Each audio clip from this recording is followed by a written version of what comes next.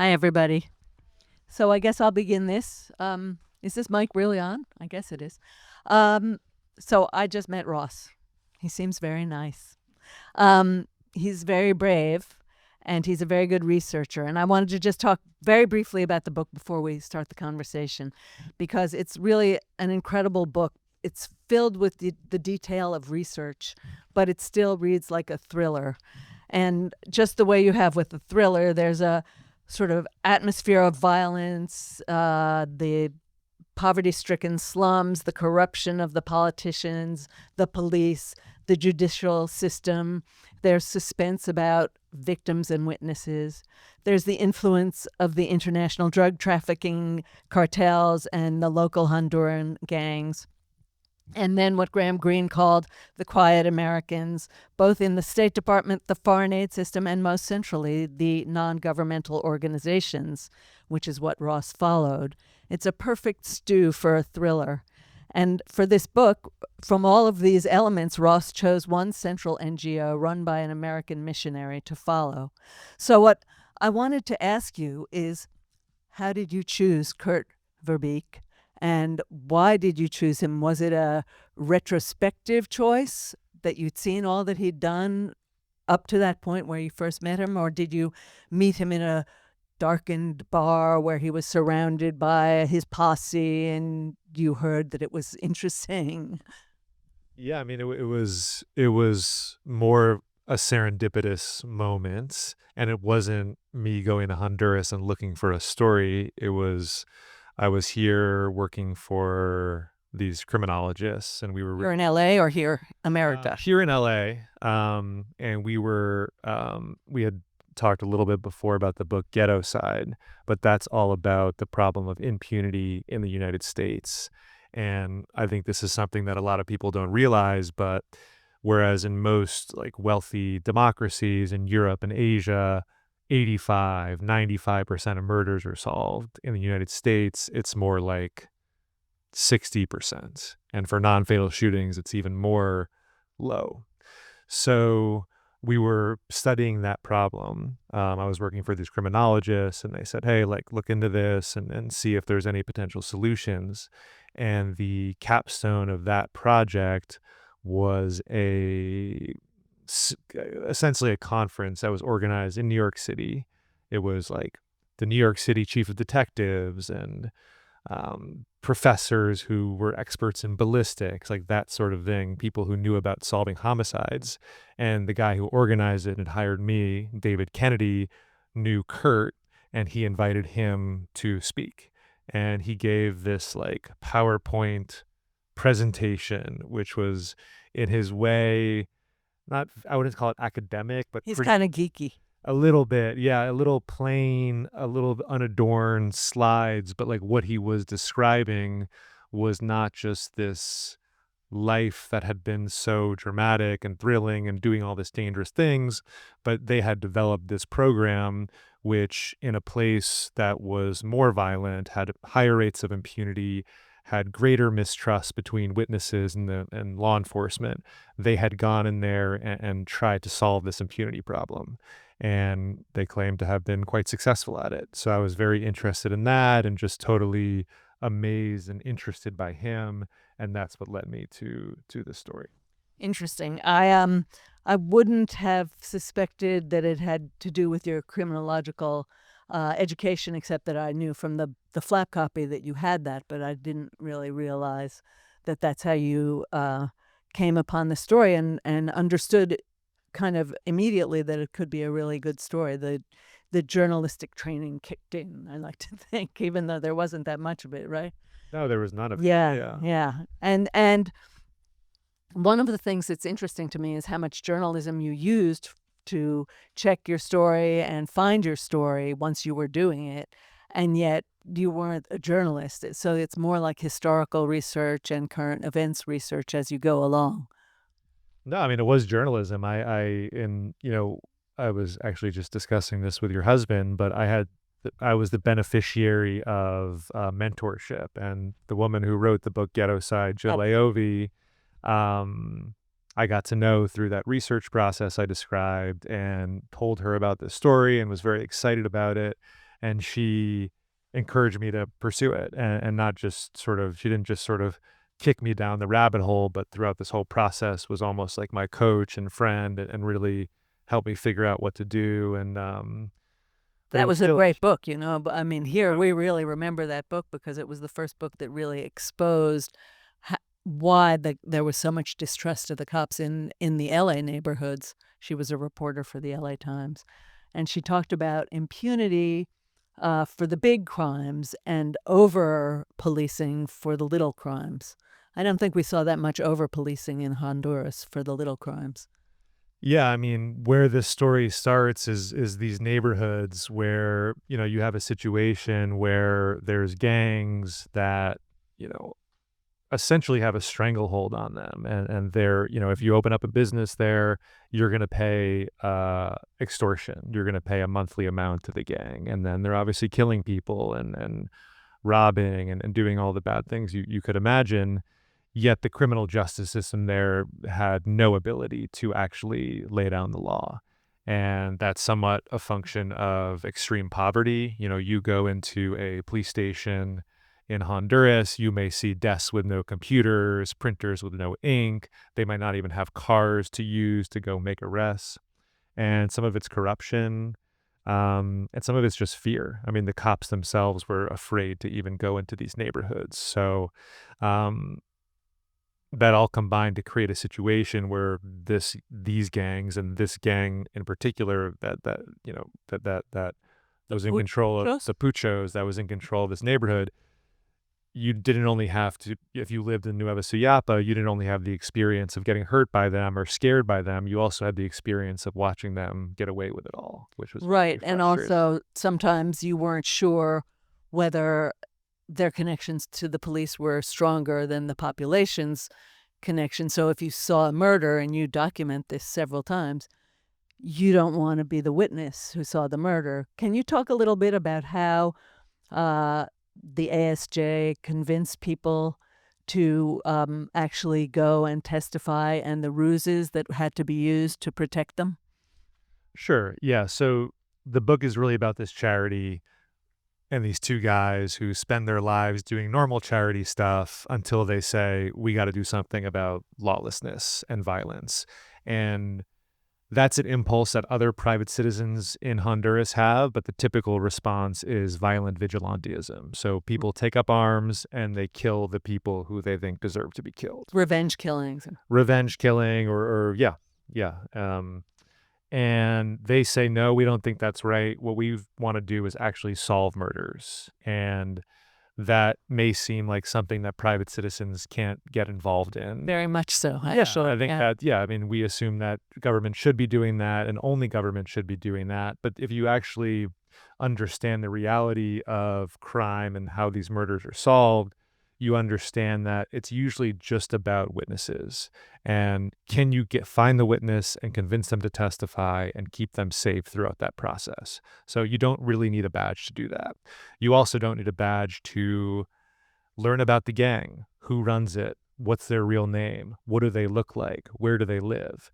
So there were all these components of solving murders that they figured we can do that ourselves. So they hire a lawyer and a private eye, and eventually a psychologist. They add to this team. yeah, that was a great moment, I thought, when they did that.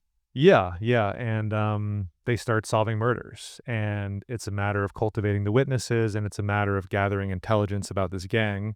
And I'll just elaborate on the psychologist thing because I think Yeah, that's, please. it kind of helps answer your original question. You know, there's a point in the book where one of their closest allies does something that's very out of character, and he gets himself killed. And it becomes clear at that point to them that this process of being a witness is a real psychological and emotional challenge, because this piece of information, your life is at risk. You probably can't talk to anyone about it, including your family. So they add a psychologist to this team of investigators. And that person, to some extent was like doing formal therapy, but was more just like a friendly person to talk to, who really connected with others. And help these witnesses feel sturdy enough to hang in Right. there. Someone to lean on. Throughout this Yeah. whole process. It's a scary thing when you're reading it in the book because you're worried, or I was worried, that maybe the ASJ, which are the initials for the Association for a More just society. More Just Society. They run a lot of groups, so I can be excused. For a more just society, you're worried that they might not understand quite exactly how endangered their witnesses are, and they might not be as involved in protecting them as they are in trying to get them to the witness stand. But can you tell the burqa story? Oh yeah. So yeah, I mean they're very clever, and there's a lot of ingenuity in how they go about protecting these witnesses, because as soon as you hear about stuff like this, the first question is, isn't the witness just going to get killed? Right. Because that's what everyone assumes. So the first thing they discover is like a shockingly large number of people are willing to step up and witness when the person approaching them isn't a cop who they don't trust, but is someone who works for a charity, and it's a Christian charity, and is talking to them in a different way. And they do all sorts of wild things to protect their witnesses. So at one point, the private eye has his mother sew together a robe, which looks exactly like a burqa, and they'll put the witnesses in those. And there's stuff I didn't even mention in the book, but like they eventually implemented voice distorters. If the person was a distinctive height, they might put them in a wheelchair. If the person had a distinct body type, they might put pillows underneath the burqa. And then there was a whole other thing, which is in addition to that, and the person would wear a burqa as soon as they left their house. So even in Right, you can't see them in can't see transit. it anywhere. And they might enter the courtroom. They have these tall wooden boxes, which essentially looked like wooden phone booths, and they would roll the witness into the courtroom in those. So you had your burqa, and then you had your coffin. Yeah. Well, so I'm really interested because of my work in Haiti, in missionaries, and their work in these impoverished countries that have very weak or corrupt governments. And I wondered if you could talk a little bit about really the deep spirituality with which Kurt Ver Beek saw his role, and how you saw that play out, and just more generally how he saw his role too, and how it played out, and how Hondurans who didn't work for him and some who did saw him, and the little bit the critique, but also the inspiration he gave to people. Yeah, so Kurt and Carlos, the two subjects of the book, are extremely religious Christians. And, not just in terms of going to church, but like in terms of really looking at the Bible and reading it and studying it and formulating their own opinions about what it says and means. And Kurt's whole sort of contrarian thing is, when we think about the New Testament, we typically think of this unusual, unnatural response to victimization. You turn your cheek, you love your enemy, and things like justice and retribution are more Old Testament things. He studied with this theologian at Calvin University who had this distinctive perspective. And it's kind of a long and convoluted explanation, but they basically think the English Bible has been mistranslated from Greek, and the New Testament is much more about justice than people realize, and that it is okay for Christians to seek proper punishment, pursue justice, and not in the abstract sense of the word, in the sense of right, like punishing wrongdoers. And the other thing, his other sort of unique Christian opinion is around this idea of courage. And when he looks at Jesus and the earliest apostles, he sees people who were like wildly brave and who were willing to put their lives on the line for what they believed in. And when he looks at modern Christianity, he doesn't see that. And he wants to reintroduce this courage into what Christians do. And he very much pushes his staff to be braver, who he then in turn expects to push the people they're working with, like these witnesses, to be braver. And, in the first part of the book, we do see some downsides to that, but we also see a lot of the accomplishments and benefits that come along with witnesses testifying, like this gang being defeated, essentially. But then the second part of the book, you really see the downside of this courage. And one of the charity's employees is assassinated because they're sort of pushing Pushing it. limits of what What you're allowed to do, right? Yeah. Right. And there are failures, and I was really interested in the way you treated the failures because I felt it was so accurate to the kind of atmosphere in these places where you push and push and push to get not the little guys who did the murders only, but as Jill Leovia would say, but the masterminds. You're working to get the masterminds, and the mastermind knows you're working to get them. And then all the forces of the establishment are banded together against you. And they lost that final fight against Swayze, I think was his name. Yeah, I mean, I think the book, I mean, these are guys who are taking on challenges that almost no one else would and would dare to. And they would say if you tried, you would get killed. But they do it over and over again. And yeah, I think in the second part of the book, they learn the limits of that, both because the employee gets assassinated, but also because after that they pursue justice and pursue justice and pursue justice, despite the risks and fears and challenges and creepy, scary stuff that happens. And I think they realize that eventually that there's a limitation to that, and they do essentially give up at a certain point, which is not really like them. No, it's not like them, and I thought it was an act of courage almost that they gave up at that moment because they saw it would be too dangerous to keep on. That's humility, I think, at a certain moment. Yeah, I mean, because it's not just their lives and their families' lives. At that point, they're running an organization which probably has 100 employees, and it's those people's livelihoods, it's those people's safety. And it's really, it's around the time when they go from being these kind of gung-ho, grassroots, boots on the ground, ragtag people to being way more institutionalized, and because of these losses they suffered. Yeah, and that's when the radicals called me up and said, just be careful. I did get some emails on that, yeah. Because the left opposition to some of the corrupt governments anyway really did not like this charity at the point where it became institutionalized, I think. But I couldn't tell where they were coming from, really. Yeah, I mean, I think what Amy's alluding to is, and then the third part of the book, they kind of go from saying we're going to replicate the work of cops and prosecutors to we're going to try to fix the police and the public ministry, which is their attorney general's office. And the way you do that isn't by being, putting people in burqas and doing all these clever clandestine things. It's really by acquiring political power. And they set out to do that in a nonpartisan fashion. We're not picking sides. We're not getting involved in politics, but they end up allying with the person who's initially the president of Congress and then the president of the entire country. And from the beginning, he's this very problematic character. He doesn't really respect the checks and balances.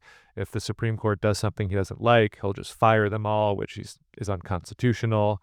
But he gets stuff done, which in Honduras, nobody gets stuff done. And he's doing good things that the charity wants, and he's giving them a truly just remarkable amount of power to, for example, purge the police force, which is something that people have wanted to do in Honduras forever. And they were trying to do, and it was just a tiny trickle of people who were purged until they gained this power with the government.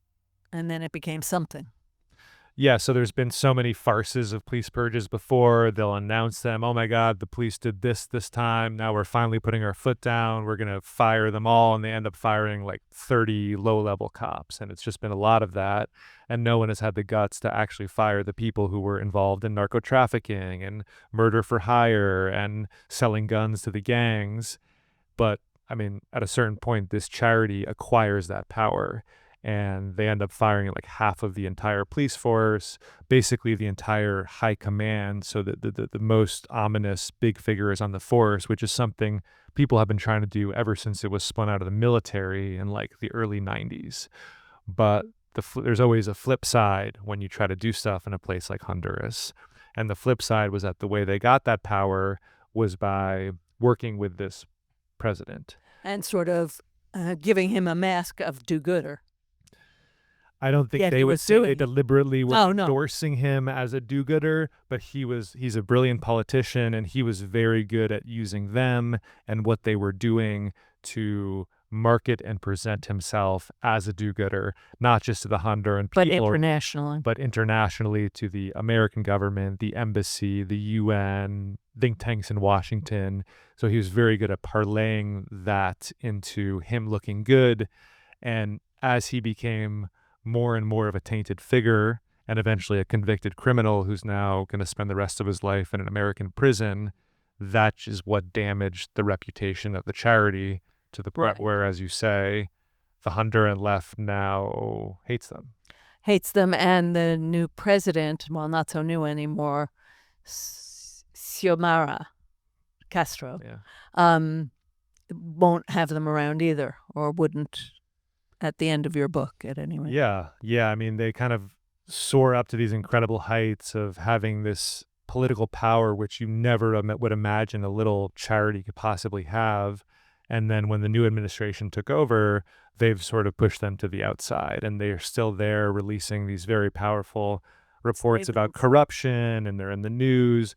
But what they really want to do is fix problems within the government, and this government doesn't want to work with them. It's impermeable to them. Yes.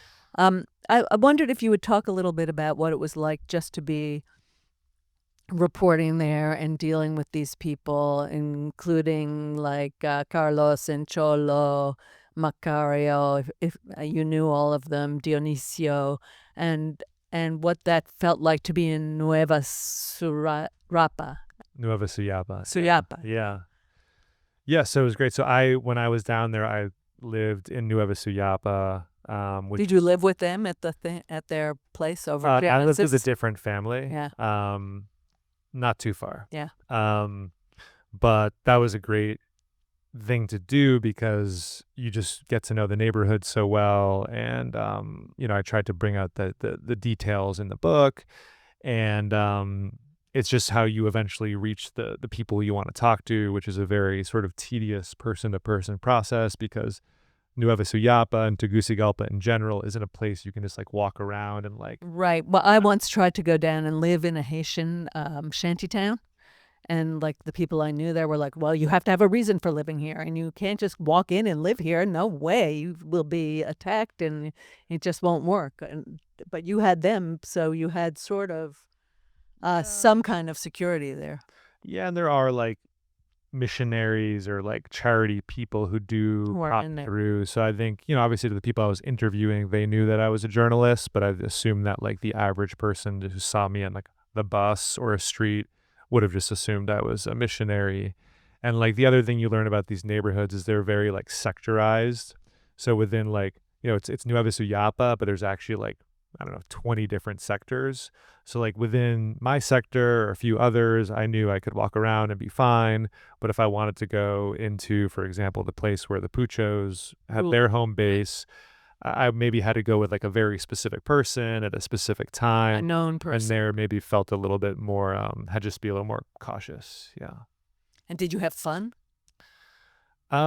Somewhat, but it was very like this book is not filled with fun, and it's a tragic story in a way. So I'm just curious.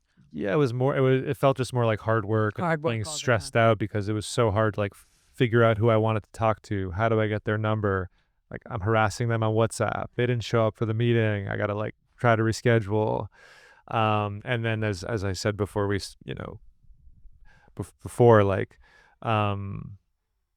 I thought this was going to this will take 2 or 3 years to do. And it took, as soon as I started doing it, I realized how hard it was. So I was more just like worried about finishing it and doing a good job. Yeah. Not so much time for partying. No. Yeah. Your wife said you're that kind of reporter though. she said, no, he digs deep and deeper and deeper and deeper. Of course, she has to live with the end of this book. Right? So, I looked at your notes on sources, and it was really interesting. And I wondered if you could talk a little bit about then how you've talked now about being there and talking to people, but how about writing the book and the kinds of sourcing you used? Kurt's emails, I thought that was really interesting. Yeah, and I think that kind of shows in some like it's another angle on his like risk tolerance, which is I think truly off the charts in a lot of ways. But like I wasn't a real journalist when this began. He had met him through this professor, but when I said I wanted to do it, he was like, "Sure, go ahead." And not only did he say go ahead, he turned over his like huge tomes of his personal emails, which he didn't really audit in any meaningful fashion, internal documents. He, sat for so many interviews. He introduced me to people that he knew disliked him and would say bad stuff about him and the charity. So I think that's an interesting thing to recognize. And yeah, I mean, it was hard to. They've done Sometimes when you get so much, it's hard to decide then what you can really bother with because you're trying to get a book finished. Yeah, so the initial draft of the book was like twice as long, and then even when I did that initial draft, it was like painful to remove stuff. For you, yeah. And I ended up like focusing on 3 particular stories, but there are other ones I could have devoted a whole part of the book to, which maybe got like a paragraph or a few sentences. And I know that if Kurt and Carlos had written this book, they would have chosen to emphasize different things. Bet. So that's one of the challenges, just like how do you focus the book in a way to really reveal who these people are, what this charity is like, but then also make it engaging to a real person who right. isn't who knows nothing and doesn't care about Honduras. That's not me. I care. I do care. But I wondered how you went about choosing those 3 stories. Did you choose them because the characters were the best characters, or their story was the most reflective of what your point was going to be, or did you not really understand what your point was going to actually turn out to be as you were writing? Well, I think the first one I had to be there because it really was a response to the sort of criminology type work I had been doing. And B, I think it's when Kurt and Carlos really became who they are. It was a foundational. I think it really was. Yeah, like they had been doing a lot of stuff before then, but this is when they became them, in my opinion. I don't know if they would agree.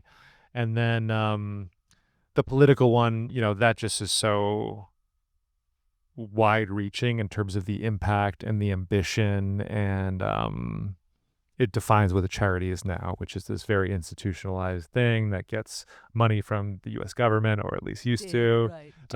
Big charities, has a huge office, so many employees. And then the Dionisio thing, that was the last one to make it. And when I first heard that story, and I was like, oh, it's kind of about security guards. And that's their person who was assassinated. Yeah, the security guard thing did mystify me a bit. Yeah, it's a bit obscure, so it took me a while to like appreciate the value of it, and sorry, the importance of it and the meaning of it. But once I like dug into those documents and understood the story, I was really fascinated. And I would say that's probably my favorite part in a lot of ways of the book. Yeah, well, because it's about their big attempt, and it also results in the failure to grab the mastermind, and that's sad. I wondered if you could explain Renaciendo prison, just briefly, just this thing about the age.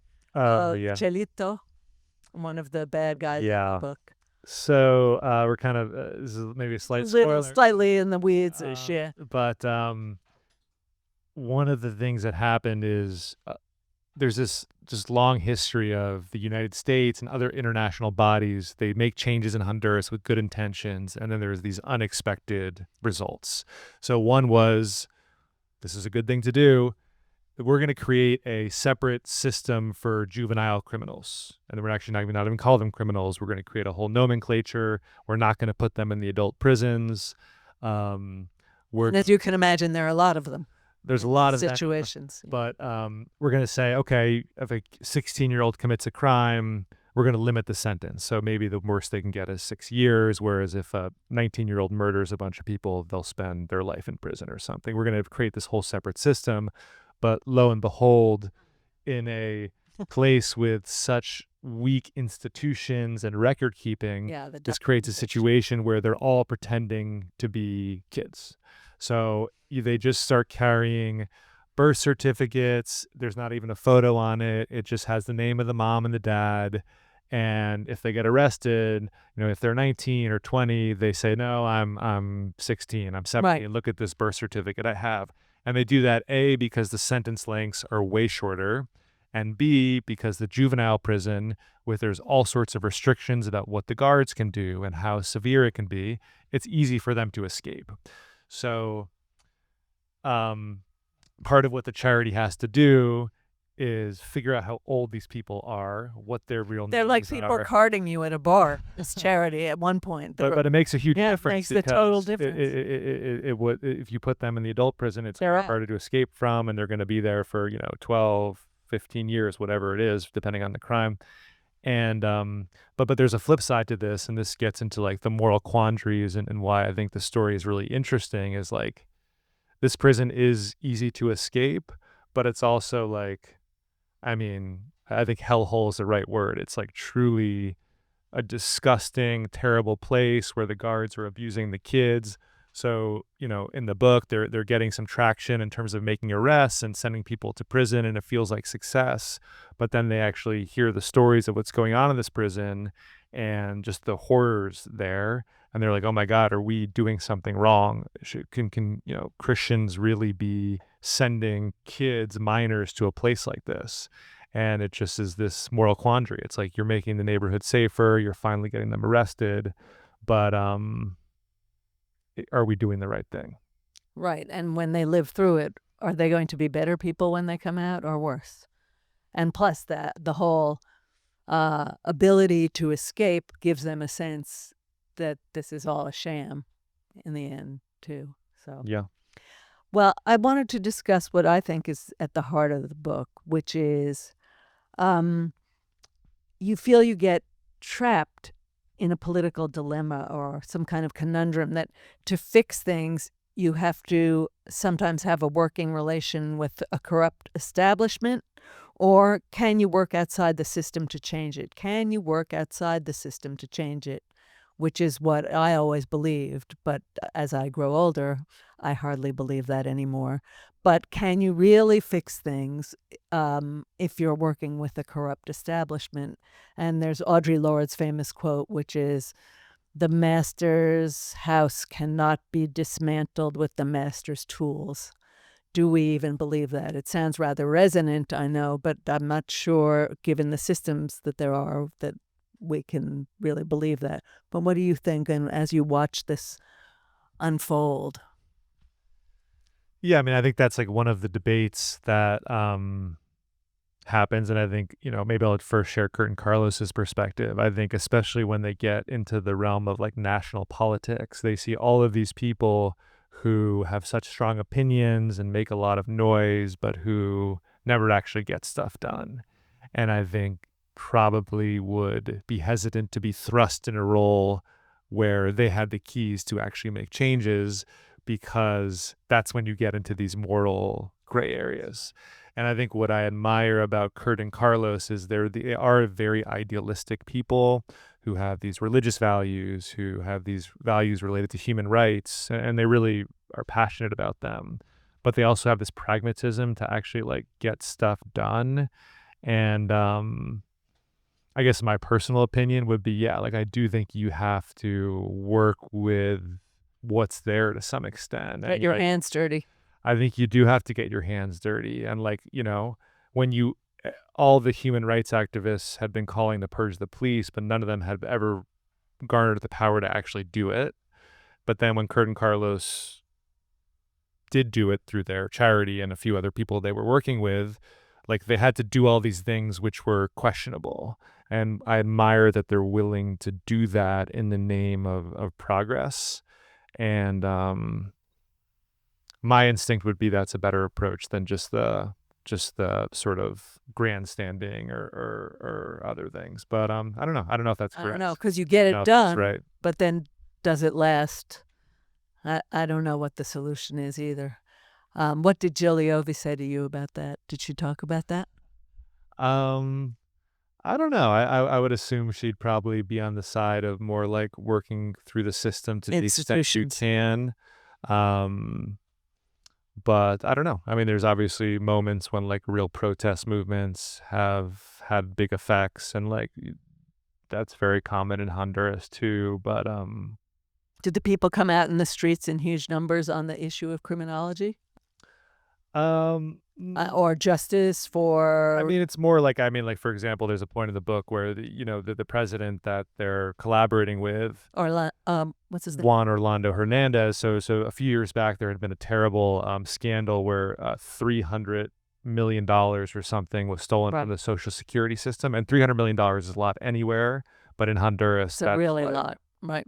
gargantuan sum. And that had just been pilfered. And some of it made it into this presidential campaign. I don't know, some number, not a huge number, but an amount, and that sparked a huge Demonstration. demonstration and protest movement, and And the money was put back into the Social Security coffers? no, No. it was not. It was gone. It was It gone. was gone, and I don't know too much about that Yeah. event, but Yeah. So would you do this again? Would you do a story like this again? Would you go back into this kind of a trench and look at it? Are you still interested in criminology? do you recommend it, or? I highly recommend it, but not maybe in Honduras again. Okay. Yeah, no, you I was just saying, don't get so in love with one country. Yeah, I think when you do this, you learn how to do it. You learn how to do the reporting and organize all the information and write it in a semi-coherent way. So it's like, I'd like to use that skill set, and I really, I'm proud of what I did, and it would be cool to do it. But it's fine. I would imagine it's really hard to find a story that you want to commit yourself to for that long. So do you think of yourself as a writer I don't know. or a criminologist? I don't know. Yeah. Or just an Angelino? Journalist. An I would say. Angelino. I would say a journalist. A journalist. Yeah. Well, I have more questions. Shall we talk about some more? Sure. Or shall we talk to the audience? I think we'll talk to the audience. It's time for me to surrender my autocratic control of this and ask you all for some questions. Yes, ma'am. Orlando Hernandez is conservative? Yeah. Okay. National Party. Yeah. More conservative, but he's not like, I would say, moderate conservative, and he was he's very practical as a politician, I would say. Whereas the woman she's liberal, right? Yeah. Sort of, except for her entire ministries were staffed by her family. I mean, liberal means different things. I think we like the natural thing obviously is to impose our understanding of like conservative and liberal on their politics, but I often think that's like a little bit reductive. And It seems like conservative parties have a certain kind of corruption and liberal parties have a certain kind of, but no, you don't think so? Yeah, like just to, for example, just on that specific thing. So the narco traffickers that testified against Juan Orlando, who ended up getting him convicted of narco trafficking, conspiracy for narco trafficking, they said that they also bribed the prior liberal president. And, when the most recent crime wave happened, the left-wing president put in place a state of exception, which basically means like they can disregard civil liberties to make arrests. So I think the aesthetics are often there in terms of being very different, but in my experience, the actual execution and practice, they're similar in a lot of ways. Have Kurt and Carlos read the book, and what kind of reaction have you gotten from them? Yes, and that's a weird thing. Obviously, you spend all this time with these people. You inform them that they're not going to have any control over the book, and that I'm going to say the good things and the bad things. They have read it. I think they are happy with it for the most part. I think there's definitely some things that they disagree with in terms of like how I presented it and like what I emphasized. But I think all in all, they're happy, and it must be a nice thing to have like their, lifetime's work like documented in this way. Yes. Where were you in the storyline of the book when you first met Kurt? When the saw him speak at that criminology event, how much of this had happened already, or like, where did you catch the story? Towards the very end. So like one of the last chapters is the 2017 presidential election in Honduras, which is just like this wild experience of like fraud and confusion, and like this person looks like he's gonna win, but then like the servers go down. Oh my God, incredible election. Yeah, it's just like really wild stuff that, so anyways, Kurt was supposed to be in New York for that conference, but because they were involved in like trying to calm the country and not have things spiral out of control, he couldn't come up, so he just video conferenced in. So most of the events had happened quite a while ago. The book really starts in like 2005. And that's a whole other challenge, is like trying to, especially if you want to write a book that's like very narrative and scenes and has like dialogue, and like to do that in 2005 is harder. I don't know if anyone is thinking this, but it is, to me, very strange, although somewhat familiar, that a 501c3 from America, a missionary group, would be called to this criminology event by sort of a Washington establishment and a New York establishment. And it sounds like they're one of these charities that are basically funded by USAID. Is that right?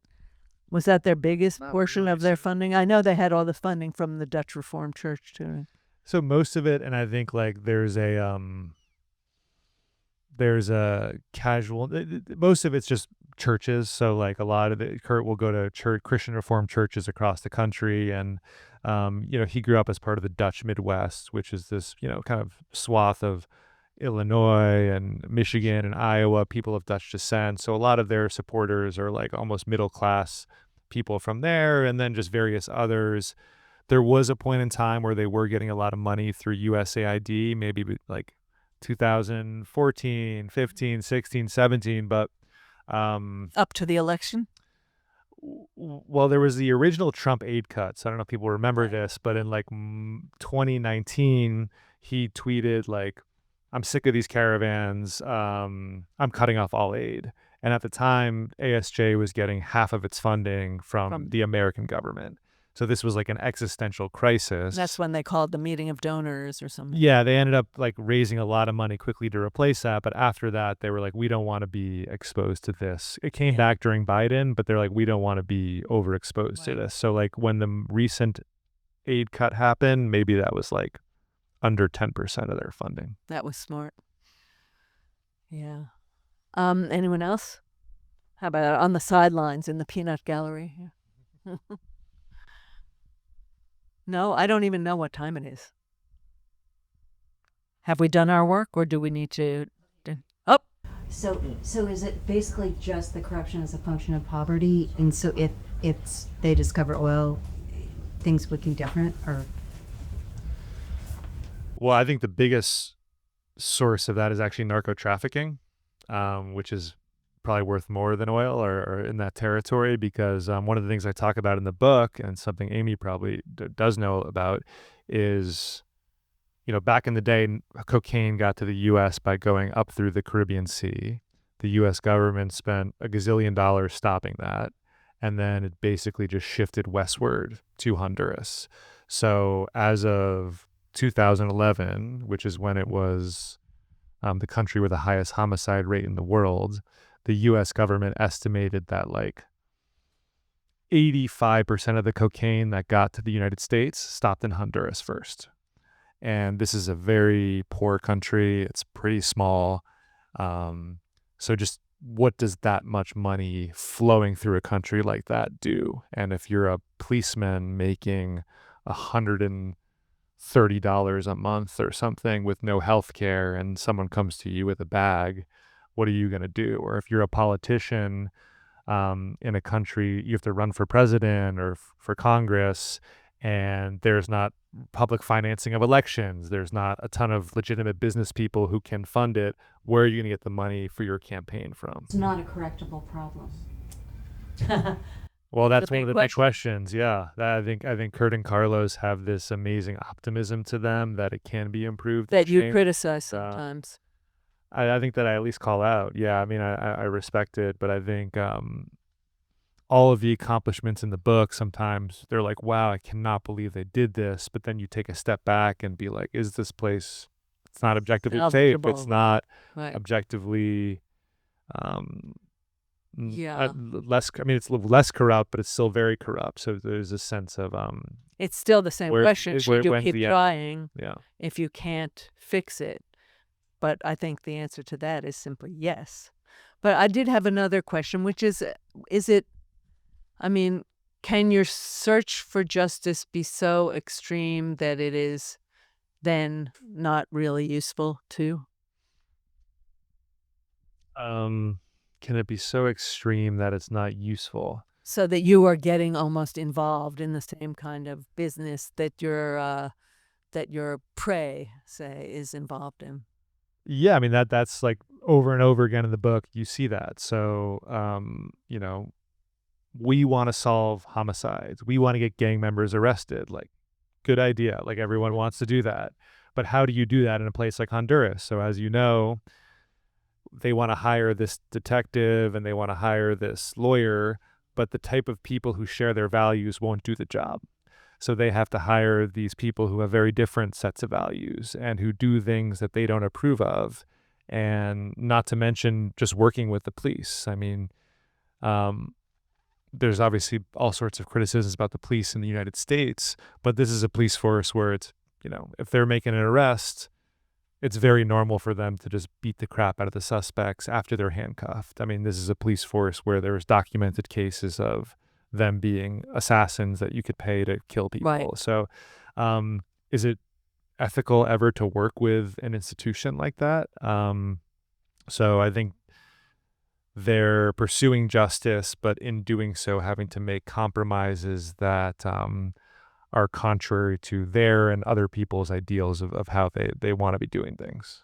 Yeah, like working with Orlando Hernandez, but that's not as bad as what they might have to do in those compromises.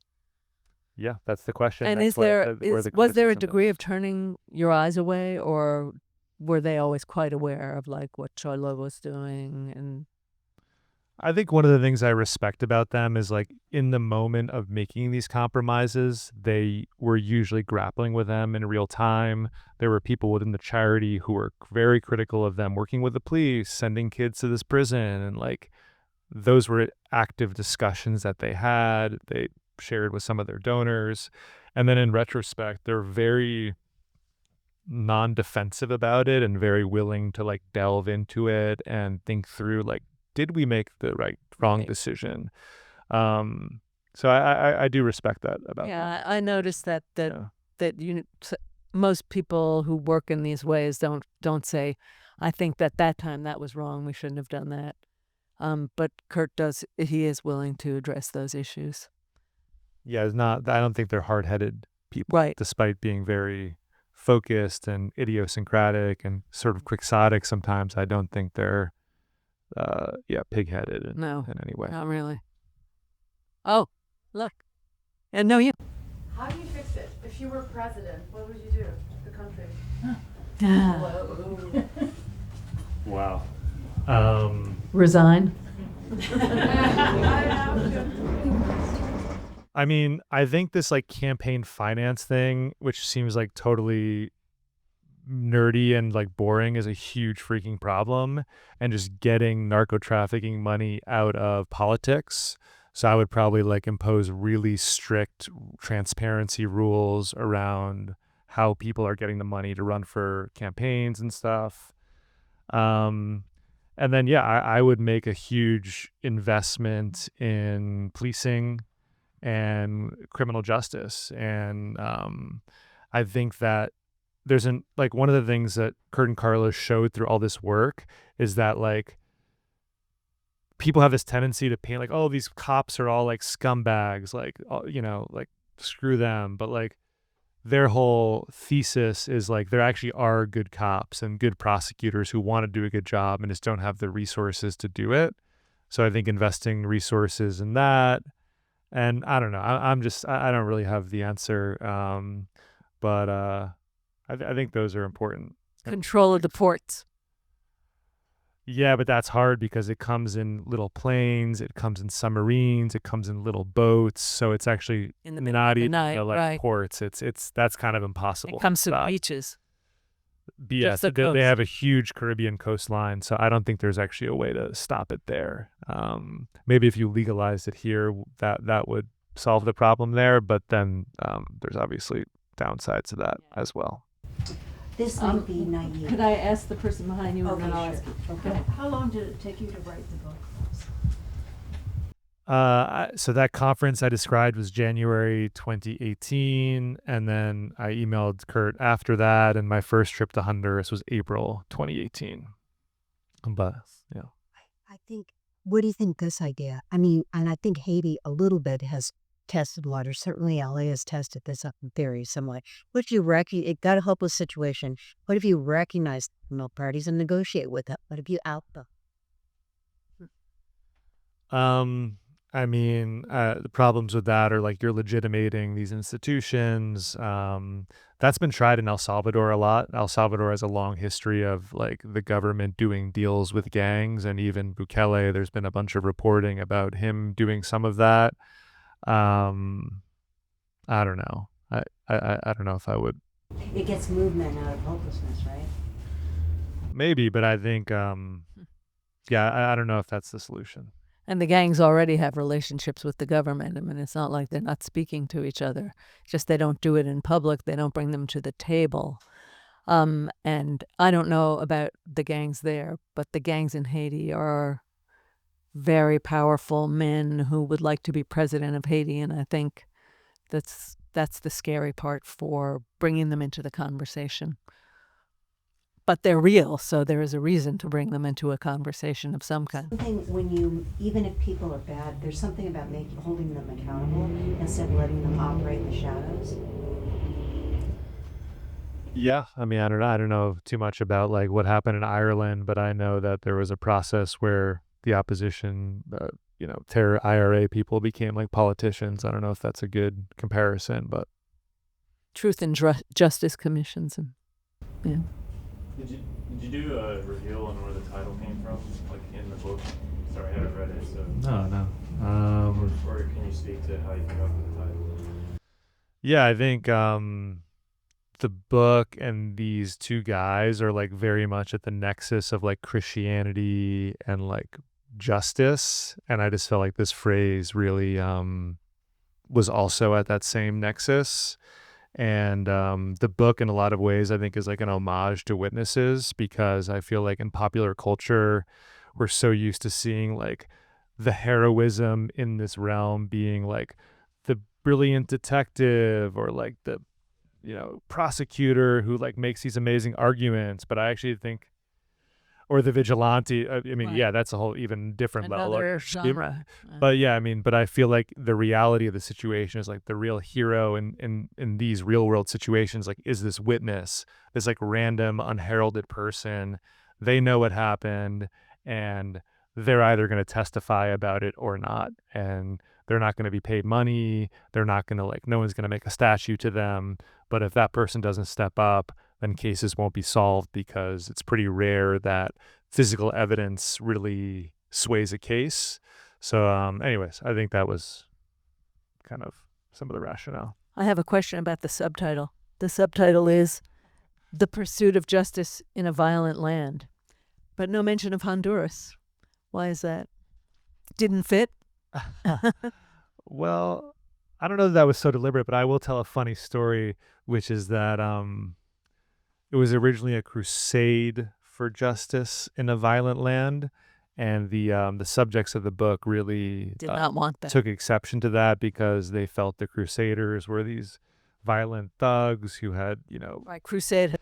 Yes, I didn't know that it had Such that bad that connotation. touch those kind of nerves. So actually, I came to this bookstore and like looked around at some of the other books and subtitles, and then ended up choosing Pursuit. I don't know. Book subtitles are kind of a lame thing Right. that I felt I like know. really did not enjoy doing, but I didn't deliberately like leave Honduras off. But maybe part of the reason I did it subconsciously is so It was you're just broader. interested in these topics. It'll be a book that You want, definitely. maybe. Yeah. Oh, no. If you're interested in the criminality and the destruction of Central America and the Caribbean, you really want to read this book. And that's a pretty broad audience. And then if you're interested, I mean, I think this would make, if I may say so, an excellent television show. Any of you who are into television, this is 2 seasons at least.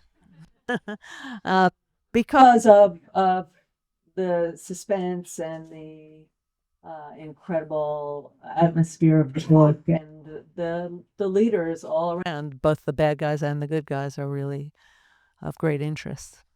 I loved reading it. So if you haven't got your copy, thank you so much, Ross. It was so nice to talk to you. Thank you, everyone, for coming. Really appreciate it. Thanks.